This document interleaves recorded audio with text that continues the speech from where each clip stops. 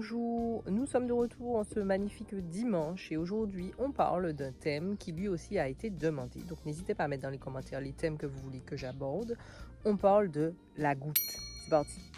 Comme je vous le dis tout le temps, petit disclaimer, je ne suis pas docteur, d'accord, je ne suis rien, je ne suis pas naturopathe, je ne suis rien du tout, je ne suis pas habilité à vous donner un quelconque traitement. Maintenant, si vous souffrez de gouttes, bien sûr, avant d'utiliser les plantes, vous avez à consulter, n'est-ce pas? Et ensuite à regarder au niveau de votre alimentation, les aliments comme la viande, le lait, les produits laitiers, le gluten, tous ces aliments-là qui peuvent être désagréables, entre guillemets, pour votre corps. Essayez de les couper avant de passer aux plantes. Voilà, c'est vraiment un ensemble, c'est au niveau de l'alimentation, c'est vraiment tout ça qu'il faut revoir avant d'aller sur les plantes. Maintenant, nous allons voir 7 plantes aujourd'hui, d'accord, qui ont un effet en tout cas sur la goutte, ou si vous êtes en crise de goutte, ou qui vont vous aider à éliminer l'acide urique,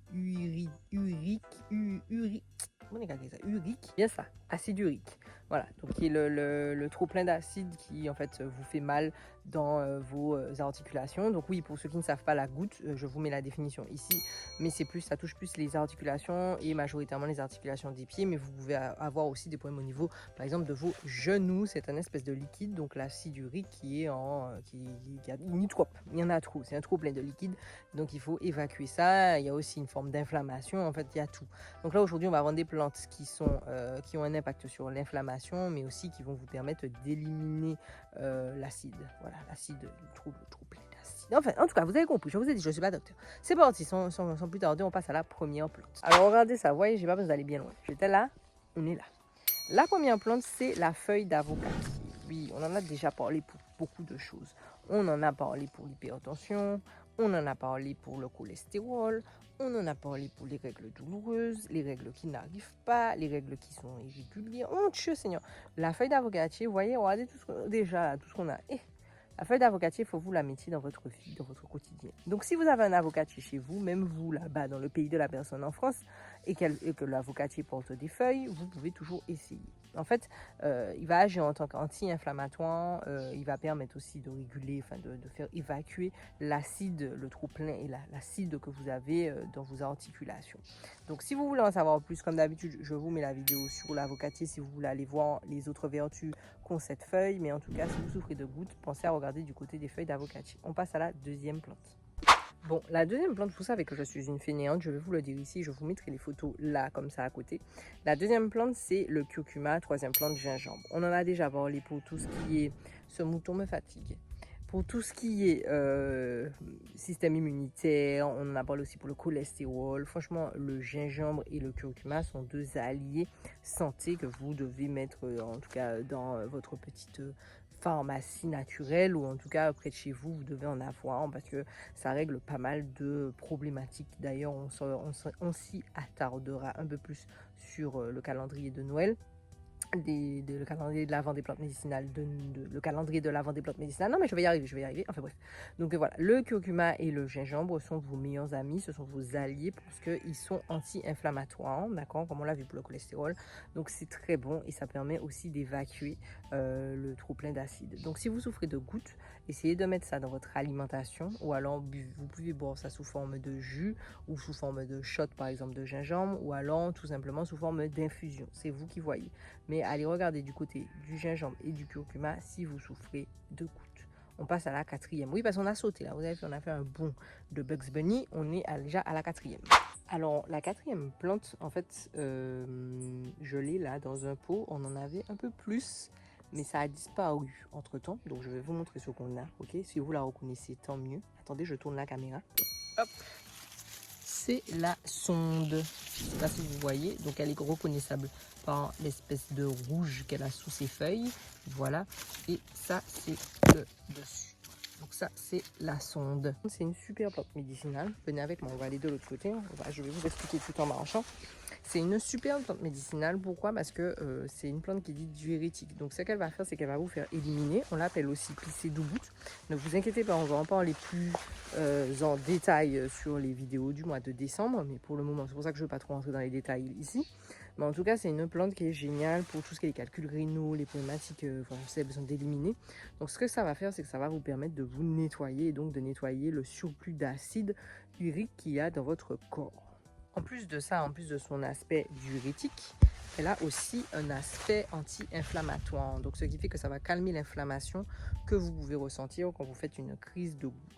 Voilà. En général, les parties qui sont utilisées sur cette plante sont surtout la fleur, mais vous pouvez aussi utiliser la feuille.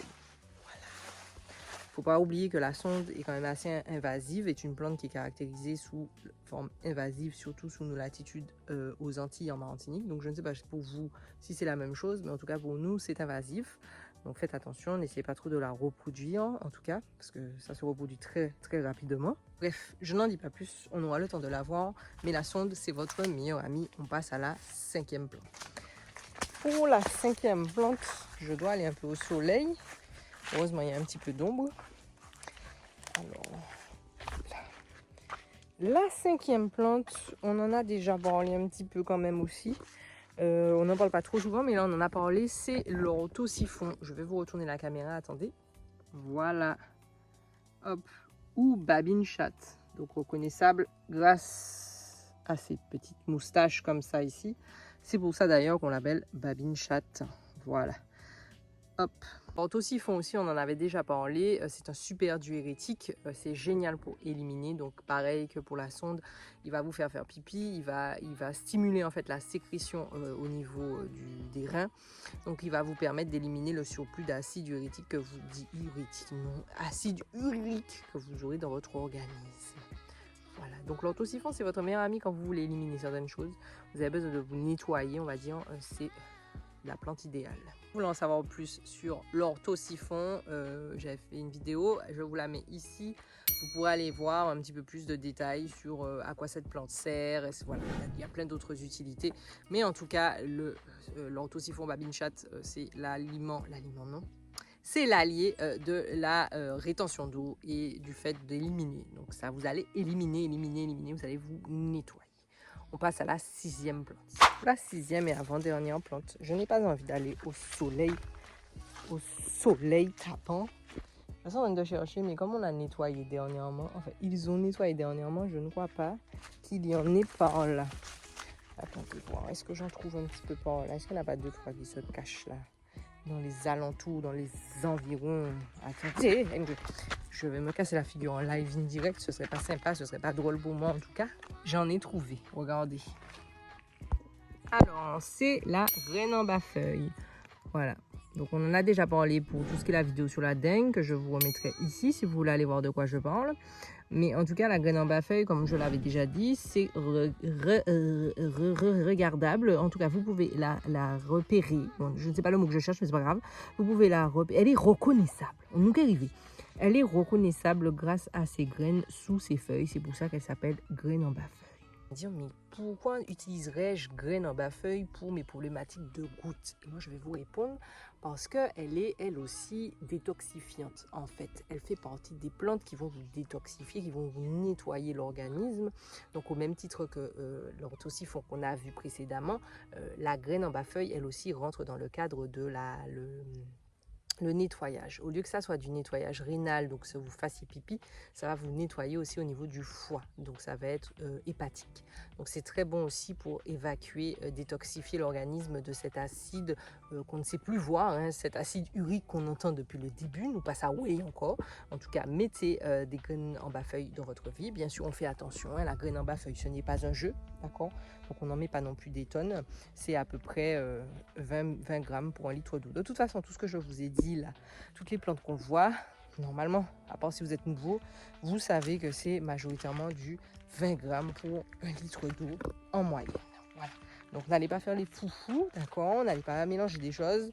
Vous pouvez mélanger certaines plantes, comme par exemple la feuille d'avocatier avec un peu d'orthosiphon, mélanger jusqu'à 2 plantes, mais pas plus. Surtout si vous commencez et que vous n'êtes pas sûr. Voilà, tout simplement.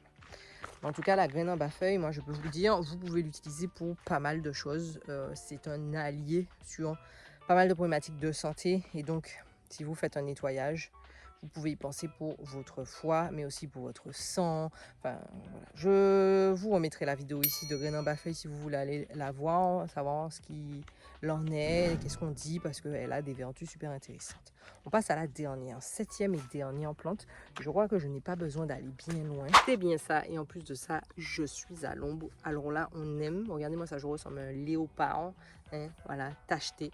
La dernière plante, c'est le chien dent. Alors, je vais vous montrer quel chien dent, parce qu'il existe plusieurs chiens dents. C'est celui-là. Donc, ça ressemble à ça. Vous voyez, ça fait...